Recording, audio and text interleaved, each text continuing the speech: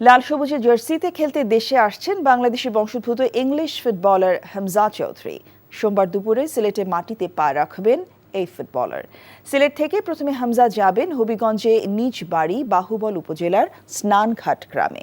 24 ঘন্টারও বেশি এই সফরে হামজার জন্য ছাদ খোলা গাড়ি ছাড়াও রয়েছে কড়া নিরাপত্তা ব্যবস্থা। হামজা আজ সোমবার রাতে নিজ বাড়িতেই থাকবেন। এর পরের দিন ঢাকায় টিম হোটেলে যোগদান করার কথা তার।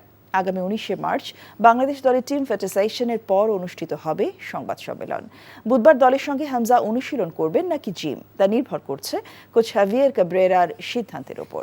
হামজার বাড়ি ফেরা নিয়ে হবিগঞ্জ মেতেছে উৎসবের আমেজে। এই ঈদে জামা জুতো অ্যাক্সেসরিজের ডিসকাউন্ট।